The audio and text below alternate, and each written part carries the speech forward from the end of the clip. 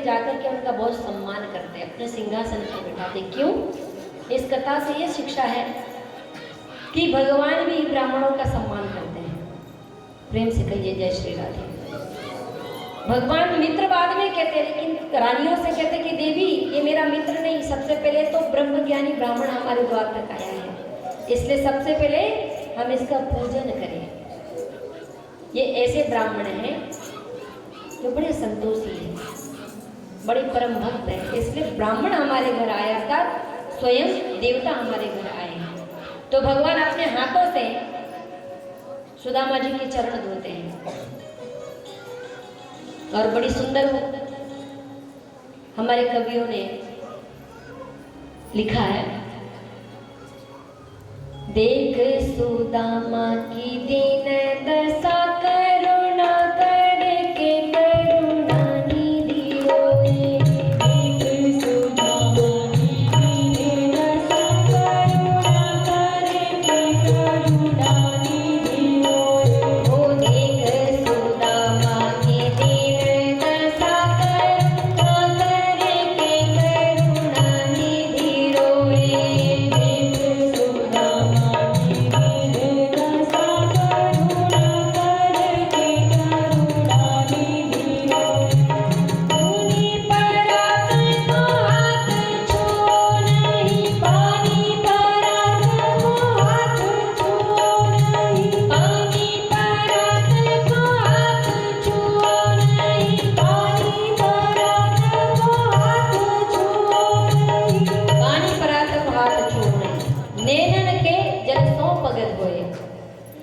भगवान को इतनी प्रसन्नता और उनके चरणों को देख करके बड़ा दुख भी, क्योंकि इतनी लंबी यात्रा पैदल करते हुए आए थे, पैरों में बड़े छाले पड़े थे, लाए थे चंदूल लग पैर धोने के लिए, लेकिन जल तो एक तरफ पड़ा रह गया, लेकिन अपने नेत्रों के जो अश्रु बिंदु है उसी से चरण धो दिए भगवान ने। इतना सम्मान सुदामा जी को प्रदान किया भगवान ने। क्यों? क्योंकि ये ब्राह्मण देवता है। इसलिए आप लोगों को भी एक निवेदन है जी, जब भी आपके घर पर ब्राह्मण आए, साधु संत आए, तो सबसे पहले आपको पूजा की पद्धति समझा दूं मैं। और आप जो बुरा नहीं, अच्छी बात है, लेकिन भाव से करना चाहिए। भाव बिन रीझे नहीं, नटवर नंद किशोर। दिखावा करने से अच्छा है भाव होना चाहिए, और जब भाव में डूबकर कोई चीज की जाती है ना, तो छप छप में होती है। मैं देखती हूँ आप लोगों को भगवान को तिलक लगा के समय भी आप ऐसे फेंकते हैं, ये पूजा की पद्धति नहीं है। सबसे पहले तो चरणों की पूजा होती है, मैंने कहा था आचरणों की पूजा होती है जी। मस्तक पर तिलक विजय का लगाया जाता है। साधु संतों को और भगवान को, साधु संतों को माथे पर तिलक नहीं किया जाता, उनके चरणों में, ब्राह्मणों के भी चरणों की पूजा होती है। तो सबसे पहले व्यवस्थित द्वार पर जब आए तो जल से प्रेम से उनके पैर धोए, भाव झलकना चाहिए, दिखावा नहीं। और यदि भाव है ना तो इन सब चीजों की जरूरत भी नहीं है। विदुर जी के घर जब भगवान गए थे तो दोनों को ये भी नहीं, इतने भाव विभोर हो चुके थे कि ये भूल गए थे कि हम आसन देना तक भूल गए थे। तो जब भाव उमड़ करके आता है ना, तो वहां ये सब क्रियाकलापों का कोई मतलब नहीं होता। और ये जो क्रियाकलाप करना ही है तो फिर विधान के साथ किया जाए। चरण धोए, बड़े प्रेम से उसको साफ सुथरे कपड़े से पोछे। पोछने के बाद चरणों पर चंदन लगाते हैं, अंगूठे पर, वो भी इस वाली उंगली से। और फिर वहाँ चंदन, रोली और अक्षता चढ़ा करके पुष्प अर्पित किए जाते हैं। और फिर पुरुष लोग साष्टांग प्रणाम करते हैं और माताएं दोनों हाथ ऐसे करके माथा रखती हैं घुटनों के में। ये पद्धति है पूजा की। फिर घर में सुंदर आसन पर बिठाए। एक बात बताओ, साफ सुथरा काम करना चाहिए। कभी भी किसी साधु ब्राह्मण को बुलाए घर पे तो सफाई के साथ, क्योंकि हमारे पूजा की समान तो किया और हमसे कोई त्रुटि हो गई तो दोष के भागी हो जाते हैं। इसलिए जब भी कोई आए तो उनको साफ सुथरा बर्तन करके, नया बर्तन सफाई के साथ भोजन बनाएं। ऐसा नहीं कि कभी कभी आप लोग कहते हैं कि हमारे यहाँ भोजन नहीं करते महात्मा लोग, ऐसा नहीं, वो इसलिए नहीं करते क्योंकि आप लोगों का कभी कभी खान पान उचित नहीं होता है, और इस वजह से। और सच बता एक बात, जिसका खान पान शुद्ध नहीं है उसका मन और उसका घर भी शुद्ध नहीं होता। इसलिए खान पान पर विशेष ध्यान दो। जैसा खाओगे आप वैसे ही आपकी मनोवृत्ति बनेगी। आपने देखना, आप खुद अनुभव करके देखना, जो व्यक्ति सात्विक आहार करता है उसके अंदर क्रोध, दया, ये एकदम शांत होते हैं। जो आहार शुद्ध करता है ना उसके अंदर प्रेम होता है, उसके अंदर दया होती है, उसके अंदर करुणा होती है, उसके अंदर शांतता होती है। और जो तामसिक आहार ग्रहण करता है ना, देखना छोटी छोटी बातों पर गुस्सा करेगा, छोटी छोटी बातों पर उसका मन विचलित हो जाएगा। क्यों? जो मर जाता है हम उसको गंदगी समझ करके फेंक देते हैं, और हम जो मर गया उसकी गंदगी, उसके शरीर को हम खा रहे हैं, तो क्या वो गंदा नहीं हुआ? तुम जीते जी शमशान बन करके बैठे हो, तो तुम्हारे शमशान रूपी शरीर में और घर में देवता कैसे आएंगे, साधु महात्मा कैसे आएंगे? तुम बताओ। पहले शुद्ध बनो, अपने मन को वन बनाओ, मंदिर बनाओ, तब आप देवता और ब्राह्मणों को, भगवान को अपने घर बुला सकते हैं।